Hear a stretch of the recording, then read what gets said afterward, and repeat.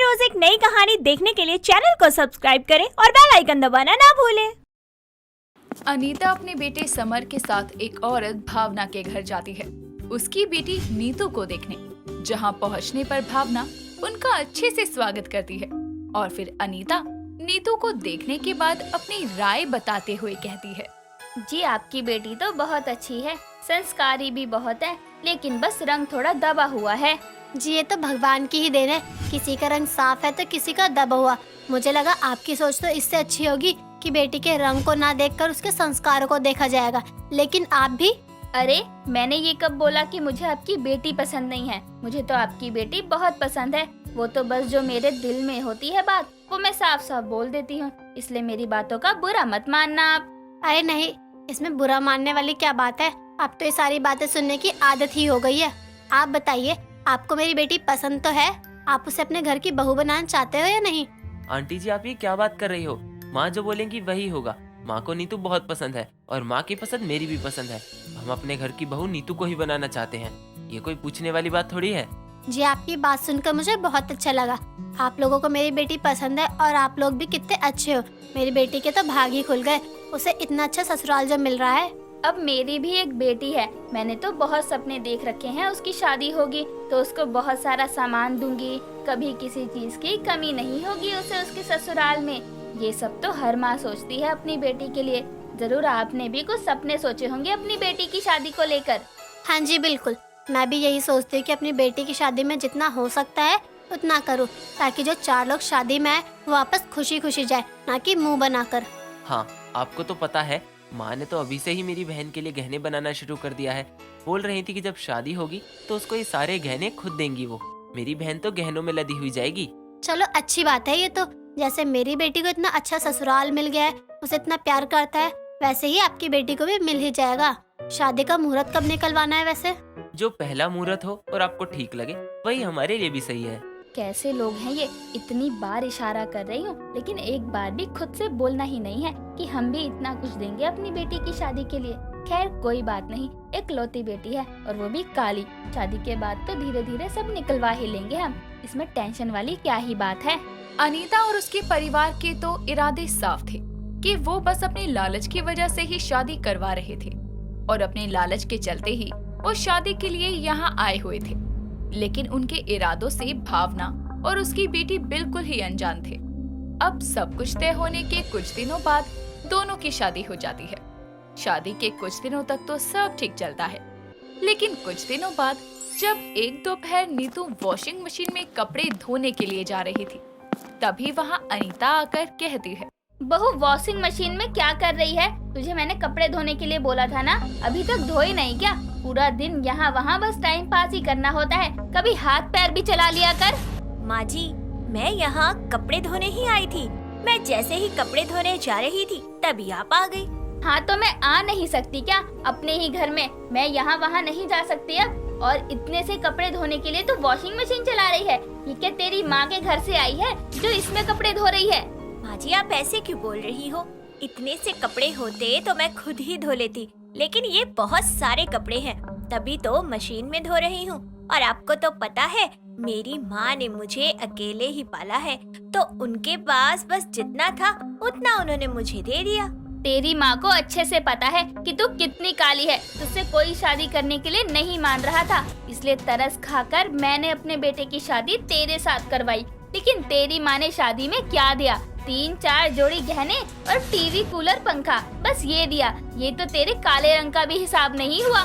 अगर आपको मेरे काले रंग से इतनी ही दिक्कत है तो शादी क्यों करवाई अपने बेटे के मेरे साथ? रहने देते उसे कवारा। एक तो कुछ लाई नहीं है अपने साथ और ऊपर से जुबान लड़ा रही है। मैं अपने बेटे को एक बार बोल दूंगी ना कि तू मेरे साथ ऐसे बात कर रही है तो वो तुझे तेरी माँ के घर छोड़ देगा। अभी बोल रही थी ना मेरी माँ अकेले रहती है, फिर साथ दियो अपनी माँ का वहीं पर रहकर, ठीक है? इसलिए अभी बोल रही हूँ, अपनी माँ के घर से पैसे या सामान कुछ लेकर आ, या मुफ्त की रोटियां मत तोड़ तू बैठे बैठे। अगर सच में ऐसा हो गया और मुझे मेरी माँ के घर छोड़ दिया तो क्या होगा? मेरी माँ अब जाकर तो थोड़ी बहुत खुश हुई है, मेरी शादी की टेंशन जो खत्म हो गई थी उनकी, अगर ऐसे वापस चली जाऊंगी तो कहीं वो सदमे में न मर जाए। सुन रही है तू? नहीं सुन रही तो कोई बात नहीं, अपने माँ के घर जाएगी तो ठीक से सुनाई भी देने लगेगा। माँ जी, आप माँ को कुछ मत बोलना, मैं आज ही माँ के पास जाती हूँ और थोड़े बहुत पैसे लेकर आती हूँ।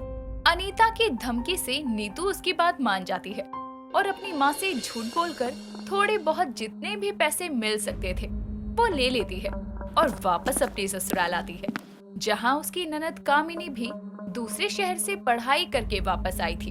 और कामिनी नीतू को देखकर कहती है, माँ, आपको भैया के लिए यही लड़की मिली है क्या? मुझे तो अपने दोस्तों से भी इसे मिलवाने में शर्म आएगी। कितनी काली है ये। और ये आपके हाथ में क्या है? वो माँ जी ने मुझे कुछ पैसे लाने के लिए बोला था, मैं वही लेकर आई हूँ। आ गई है तो अब खड़ी क्या है? पैसे दे और जा जाकर किचन में हमारे लिए कुछ खाने को बना। अनीता और उसके परिवार की लालच हद से ज्यादा बढ़ती जा रही थी। रोज कोई ना कोई नई फरमाइश नीतू के आगे वो रख देते, जिन्हें पूरा करने के लिए नीतू को अपनी माँ से झूठ बोलना पड़ता था। और धीरे धीरे इन लोगों का लालच और बढ़ता गया। बेचारी नीतू अपनी माँ को दुख ना देने की वजह से अकेले ही सब सह रही थी।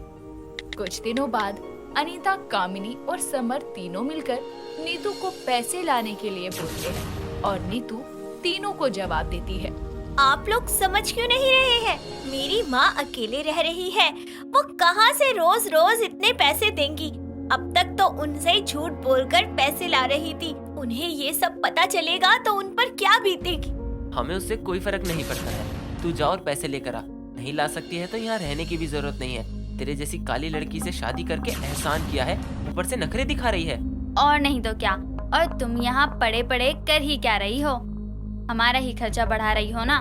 माँ, आप बोल दो इसे पैसे नहीं ला सकती तो वापस चले जाए अपने घर को और वहीं रहे।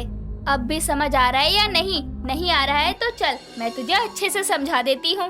अनीता इतना बोलकर नीतू को मारने लगती है। उसे मारते हुए कोई नहीं रोकता। अनीता नीतू को मार ही रही थी कि इतने में वहाँ भावना आती है और वो अपनी बेटी को ऐसे मार खाते देखकर कहती है, बहन जी, ये क्या हो रहा है? आप मेरी बेटी को मार क्यों रही है? और दामाद जी, आपने कुछ बोला क्यों नहीं? मेरी बेटी से कोई गलती हो गई है क्या? नहीं नहीं, आपकी बेटी से कहाँ कोई गलती हो सकती है? गलती तो हमसे हुई है। हमने आपकी बेटी के साथ रिश्ता जो जोड़ा। इतनी काली है तुम्हारी बेटी, लेकिन हम फिर भी शादी के लिए मान गए और तुम लोगों की बिल्कुल भी शर्म नहीं है। अपनी बेटी को खाली हाथी भेज दिया तुमने। माँ, ये लोग बहुत लालची है। इन लोगों ने शादी के लिए हाँ भी इसीलिए की थी कि ये मेरे जरिए पैसे मंगवा सके आपसे, लेकिन जब ऐसा कुछ नहीं हुआ तो ये लोग मुझे मारने लगे। बेटा, जब ऐसा था तो तूने मुझे पहले क्यों नहीं बताया? तेरी माँ अकेले रहती है, लेकिन इसका मतलब ये नहीं है कि इन जैसे लालची लोगों को समझ ना सके। तो चुप हो जा बेटा, अब तो इनकी अकल ठिकाने मैं लाती हूँ।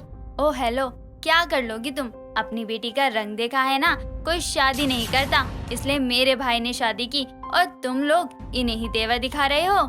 नहीं, अब हम कुछ नहीं कर रहे हैं। जो करेगी अब सीधा पुलिस ही करेगी। तुम लोगों की ये जो हरकत है ना, मैं इसे माफ करने वाली नहीं, अच्छे से सबक सिखाऊंगी सबको। भावना इन सब की पुलिस कंप्लेंट करवाती है और नीतू के साथ घरेलू हिंसा के तहत मारपीट करने के लिए उसके पूरे परिवार को सजा मिलती है। नीतू अपनी बड़ी बहू आलिया और छोटी बहू अनुष्का से सेवा कराते हुए स्वर्ग सी जिंदगी गुजार रही थी। लेकिन नीतू की बड़ी बहू आलिया को गर्मियों का मौसम पसंद नहीं था और वो मार्च में ही जून जैसी गर्मी देखकर एक दिन आलिया नीतू से कहती है, अरे सासू माँ, गर्मी आ गई है तो गर्मियों की थोड़ी बहुत तैयारियां कर लेते हैं। गर्मियों की तैयारियाँ? वो कैसे? गर्मी तेरी बुआ की बेटी है क्या, जो उसके स्वागत के लिए मैं रंग बिरंगी लाइटें लगवाऊं? वहीं पर मौजूद अनुष्का अपनी जेठानी की बात को समझते हुए उससे पंगे लेने के लिए अपनी सास को बोलती है, अरे माँ जी, आप समझी नहीं। जेठानी जी क्या कहना चाहती हैं? उनका मतलब है कि गर्मियाँ आ रही हैं, तो वो गर्मियों की तैयारी करना चाहती है। मतलब ठंडे पानी रखने के लिए बोतलों को बेड से निकालकर धोना चाहती हैं। क्यों जेठानी जी? वो माँ, मेरा मतलब था सासू माँ। अरे बहू, बस यही करना था तूने। जा निकाल ले सारी बोतलें, बेड में रखी है और अच्छे से धो लियो। ठीक है। आलिया भी अपनी देवरानी की चाल को समझते हुए सारी बोतलों को जल्दी से धोकर छत पर रख देती है धूप लगाने के लिए। शाम को जब वो बोतलें लेने जाती है तो चिल्लाते हुए बोलती है, सासू माँ, अनुष्का, ऊपर आओ जल्दी। आलिया के चिल्लाने की आवाज सुनकर नीतू और अनुष्का भागते हुए ऊपर जाते हैं और वहाँ प्लास्टिक की बोतलों को टेढ़ा मेढ़ा देखकर नीतू बोलती है, ये क्या हुआ बहू बोतलों को? इनको कौन सा लकवा मार गया जो ऐसे टेढ़ी मेढ़ी हो गई? सासू माँ, अब ये तो बोलूंगी नहीं कि मैंने किया है। अरे सासू माँ, समझो ना, गर्मी ही इतनी पड़ रही है कि ये पतली प्लास्टिक वाली बोतल खुद को ही नहीं बचा पाई तो हमारे पानी को कैसे बचाती अपने अंदर। इसलिए अब मैं महंगी अच्छी प्लास्टिक की बोतलें लाऊंगी गर्मियों में। थोड़ा खर्चा हो जाएगा लेकिन चीज टिकाऊ होगी। लगता है तू सही कह रही है। चल मैं दे दूंगी पैसे, तो ले आइयो। पर माँ जी, ये तो फालतू का खर्चा है। देवरानी जी, अगर आपको फालतू का खर्चा लगता है ना तो आप उन बोतलों से पानी मत पीना, अपने पीने का पानी आप इन्हीं बोतलों में भर लेना। इतना बोलकर आलिया नीतू को नीचे ले आती है और उससे पैसे लेकर महंगी महंगी बोतलें ले आती है। ये देखकर अनुष्का के कलेजे में आग लग जाती है।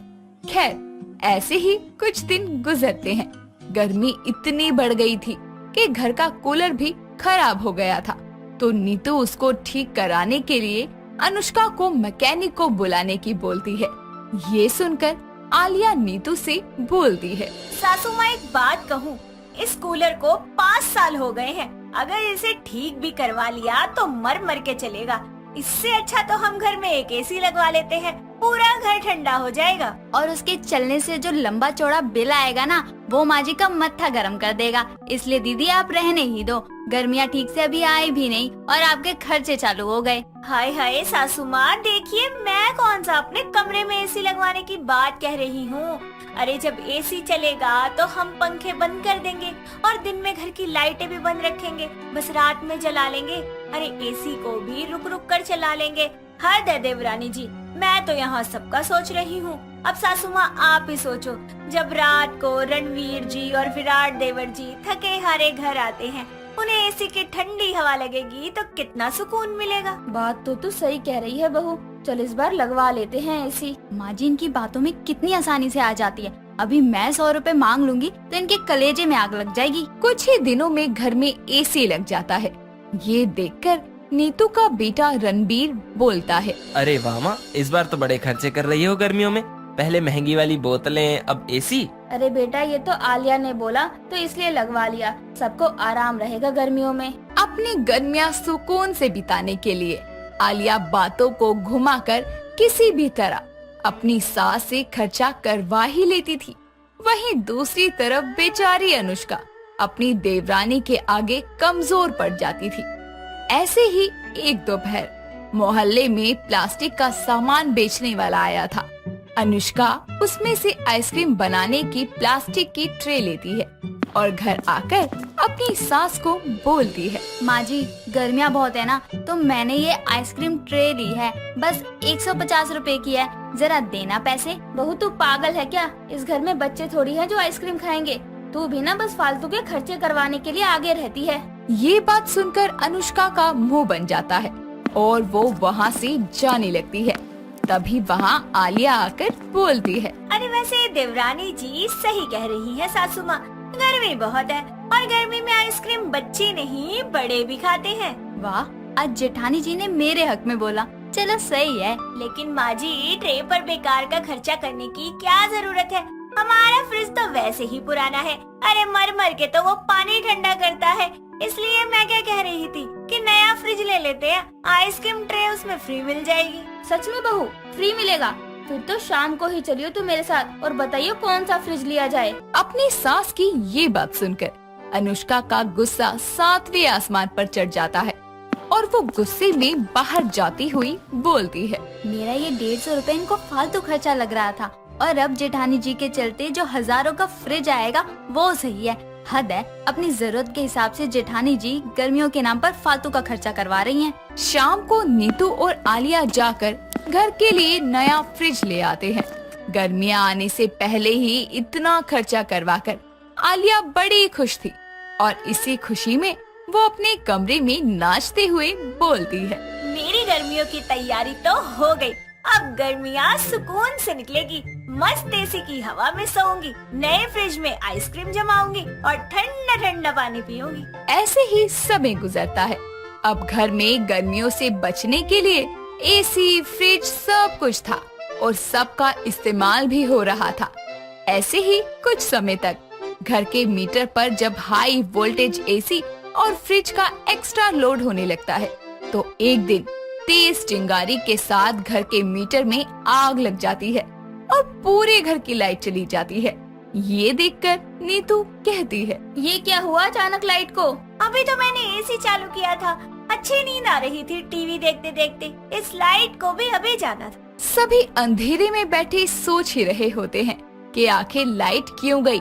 इतने में नीतू का छोटा बेटा विराट ऑफिस से घर आकर अपनी माँ से बोलता है, माँ बाहर मीटर में आग लग गई, बिजली विभाग वालों को जल्दी बुलाना पड़ेगा। क्या आग? हे भगवान, आग! विराट जल्दी से फोन करके बिजली विभाग के लोगों को बुलाता है और मीटर की आग बुझाकर उसको चेक कराने के बाद उनमें से एक अधिकारी बोलता है, देखिए मीटर पर जरूरत से ज्यादा लोड आने की वजह से ये फूक गया है। ऐसा क्या चला रहे थे घर में? वो सर, मेरी जेठानी जी ने एसी और नया महंगा फ्रिज मंगवाया था, उसी का इस्तेमाल कर रही थी ये दिन रात। उसी का नतीजा है ये। अब देखिए नए मीटर के लिए 10,000 रूपए जमा करवाने पड़ेंगे और साथ ही 1 हफ्ते का इंतजार भी करना पड़ेगा। 1 हफ्ते का इंतजार? अरे जब तक हम गर्मी में रहेंगे। मैडम ये तो पहले सोचना चाहिए था। अब ऐसी हाई वोल्टेज चीजें लगवाते हो तो उसके लिए वायर सेटिंग भी करवानी पड़ती है। अब बढ़ गया ना इतनी गर्मी में आपका खर्चा। ये सब सुनकर आलिया बोलती है, माँ जी दे दीजिए ना पैसे। बहू, तेरे इन खर्चों से सारे पैसे खत्म हो गए। अब मेरे पास मीटर लगवाने के लिए और पैसे नहीं हैं। क्या? अरे यार नहीं। बेचारी आलिया ने अपनी चिकनी चुपड़ी बातों में फंसाकर अपनी सास का इतना खर्चा करवाया था गर्मियों के लिए कि अंत में इनका कोई फायदा नहीं रहा।